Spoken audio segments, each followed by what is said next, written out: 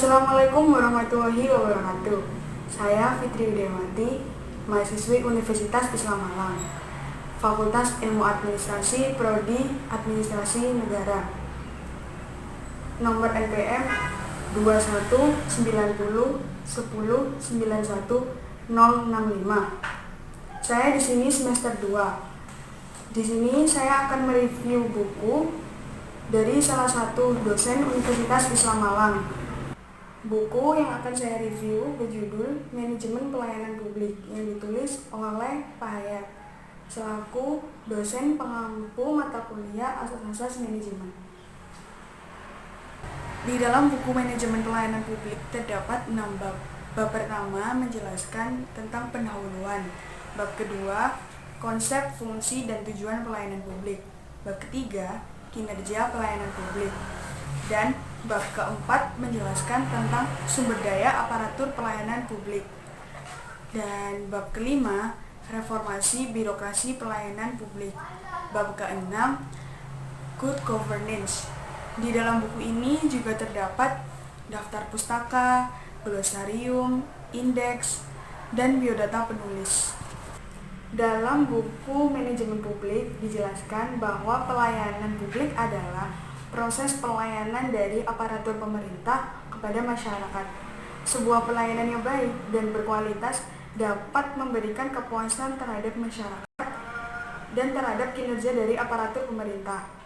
Kinerja pelayanan publik merupakan konsekuensi hukum dan pemberian pelayanan yang baik yang dilakukan oleh aparatur negara dalam menjalankan tugas dan fungsinya. Prinsip sifat kinerja pelayanan publik adalah membantu masyarakat dalam menerima hak dan kewajiban, yakni menerima pelayanan yang dibutuhkan secara baik. Konsep dalam pelayanan publik itu sendiri sudah diatur bentuk pelayanan dan bagaimana pelayanan itu dilakukan, karena kepentingan masyarakat merupakan hal yang paling utama dalam pelayanan itu sendiri.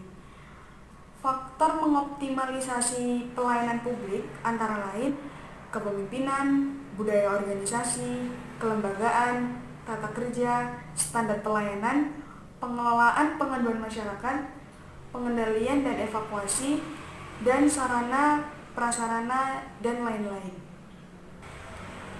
Di dalam buku Manajemen Publik, saya menjelaskan tentang pelayanan publik. Di sini juga menjelaskan tentang reformasi dan birokrasi. Reformasi dan birokrasi adalah hal yang paling penting sering kita dengar ketika membahas tentang pemerintah. Reformasi dan birokrasi merupakan suatu sistem yang saling berhubungan dan juga keterkaitan. Reformasi itu sendiri adalah perubahan untuk perbaikan suatu masyarakat atau pemerintahan di dalam bidang politik, agama, dan sosial. Sedangkan arti dari birokrasi sendiri adalah suatu sistem pemerintahan yang dijalankan oleh pegawai pemerintah yang berpegang pada hierarki dan jenjang jabatan. Saat ini kondisi birokrasi di era reformasi belum bisa dikatakan dan menunjukkan ke arah yang lebih baik, karena masih banyaknya birokrat yang arogan dan mementingkan kepentingan pribadi dan golongan.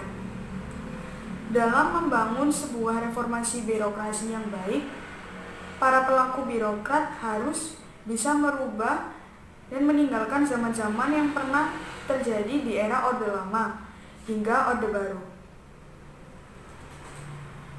Pemerintah harus bisa meningkatkan kepercayaan masyarakat terhadap penyelenggaraan pemerintahan. Pelaksanaan reformasi birokrasi berguna untuk meningkatkan kepercayaan masyarakat terhadap pelayanan pemerintahan. Tujuannya adalah 1. Mengurangi dan menghilangkan penyalahgunaan pelayanan publik. Yang kedua, meningkatkan mutu pelayanan masyarakat. Yang ketiga, meningkatkan mutu permusuhan dan pelaksanaan program kebijakan.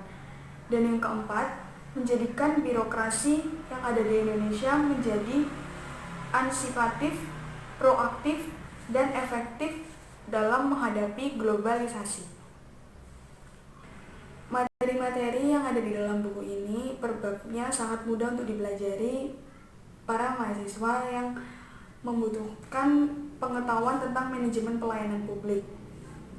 Karena bahasa yang mudah dipahami dan di dalam bab-babnya sudah terdapat inti dari materi-materi tersebut. Sekian video saya untuk tugas asas-asas manajemen ini. Semoga apa yang saya kerjakan mendapatkan hasil yang maksimal. Terima kasih. Wassalamualaikum warahmatullahi wabarakatuh.